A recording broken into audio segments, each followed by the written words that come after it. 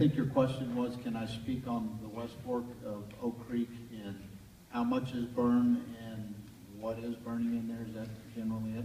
Okay, Mm-hmm. yes. Can we zoom in, Rob?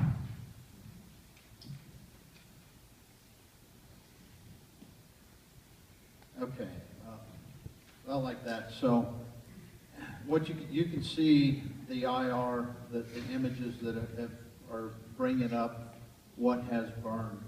So, what happened the very first night when fire topped out up here on the top of this mesa? It ran really hard. It threw spot fires all in some of this country and even across. And so, that's fairly accurate in the lower end of it. There's a lot of rock in there. There's a lot of open space that doesn't have vegetation, and so some of that stuff in there is probably burned its course and won't burn anymore. Some of it will continue to burn. Now, as we go up West Fork, if you look, you start to see a lot less rock features in there, so there's more vegetation to burn. If you see this big piece right here, and that's very active red, that burned yesterday, and it burned fairly intensive from what I've seen. I haven't been able to get in there really close and look at it.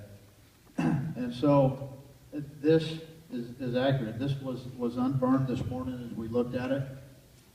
With one of our objectives, the team that we've had in mind is that we want to minimize the intensities, the fire intensities, especially on these steep slopes, that if we can leave some vegetation in there when it rains, it's going to slow that water down and not run it as much. So with that in mind, some of this fire, like this little piece here, and this little piece here, was getting really close to the bottom of the creek. And so what will happen is if it gets established on the bottom and it has that slope, so that all is running uphill that way. If fire gets established in the bottom, it is going to burn very fast and very intense, and we're trying to avoid that. So this is a place that we came in and we did some aerial ignitions with a helicopter, and we started fire up on the very upper ends of the slope, so it will back down with very low intensities and leave that vegetation debris on the slope. Beyond that, there's no fire beyond this place right here going up the rest of the way up West Fork.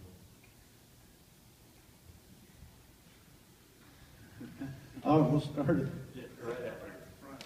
Sir? So there's a circle to the right of, to the east of 89A. Could you speak to that? Yes, sorry. So he's asking about this circle to the east of 89A. The very first night was Tuesday that these things started. The days go by really quick. Tuesday. So as that fire was running across the top, we had, it was probably about midnight that night, we started getting some reports from some folks, and we had a DPS helicopter fly, and they found this fire out here. We're not 100% certain that it was a spot fire, but it really wasn't near a road, and the way the fire had ran that night, it's very likely that was a spot fire from the very first night in the run. Right now we're calling it the cook kettle, or the kettle pot, cook stove. I think.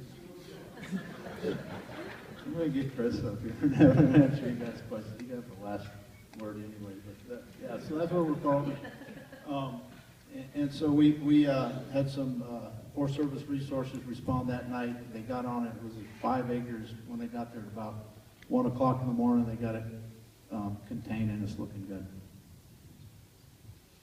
How about next one over? Can we just go this way? In that whole area, can you comment yet on the intensity of the vegetation in the soil burn, it's a mile high, or do you not have that mapped out yet?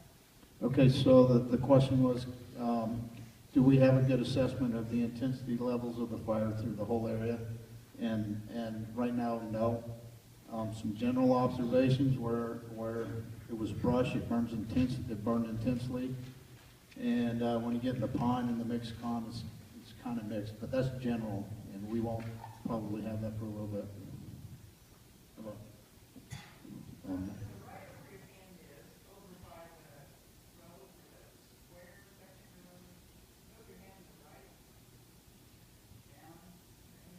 Oh, his hand.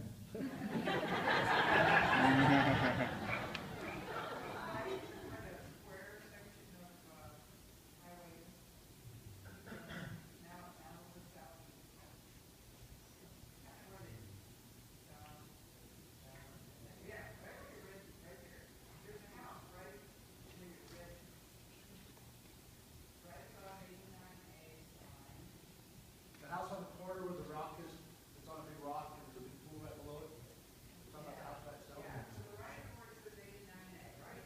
Now, In here? yeah, there's a house right there. Okay. To the right is in here. There it is. That one? Any danger of that at this time? Not at this time.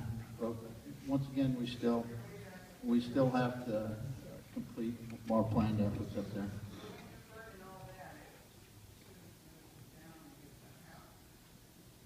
It shouldn't, correct, yes. We'll do everything to make sure that doesn't happen. How about back to the front? In practical terms, what does 5% contain? Okay, in practical terms, what does 5% containment mean? That means 5% of the fire perimeter, we feel very good that that fire will not get out of our containment lines. So 5% of this fire edge that you see, we feel really good that's not going to move anywhere on us. Does that make sense to you? Uncontained.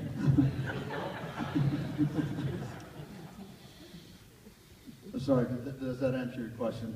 And so really, the piece that we feel really good about is 89A and then the 535 road coming across this way. We still got a lot of work to do on the stuff that's down here in the bottom of the drainage. We just can't say, hey, it's looking contained, it's looking good. We're not worried about it continue to grow on us, because all that stuff in there is still going to grow on us, or some of it will. 5% of 5% of the the 23,000 acres. 8,000, is that what you called it? If you took the entire perimeter line as a string and stretched it out, 5% of that outside edge as it goes around. How about in the red shirt back there? Of the roughly 23,000 acres the expected will burn, look at the topography about how much of that drains to West Fork. Okay, so let me get this right. So this blue line that you see, that's our proposed line. That's what we're going to burn. And so of all of that area left in there that we're going to burn, how much does that drain into West Fork? Correct. Okay. Probably 100% of it. Probably. Very, very close. It's all going in that way. Next one over. I'm interested in pine flats that you said, and it's, it's safe right now, but when you looked at the picture, there was a hill north of it, and there was a problem. What's the problem? What are you concerned about? Okay, so the question is, from Pine Flats, there's a hill that's north of Pine Flats that I have a concern with that hill. Right, when you, Okay, towards the pump house. can we zoom into that, Rob? Okay, so this fire edge isn't 100% accurate. Once again, that was a last night's IR. But even with that, all of this slope in here is still left unburned. The hill I was talking about, being worried about, is this hill that's just directly south of the fish hatchery, which is right there. And can you zoom in on that, Rob? That hill right there. Is that the hill you were asking about, Well, ma'am? the area north of Pine Flats, because Okay. that's where I'm living, is Pine Flats.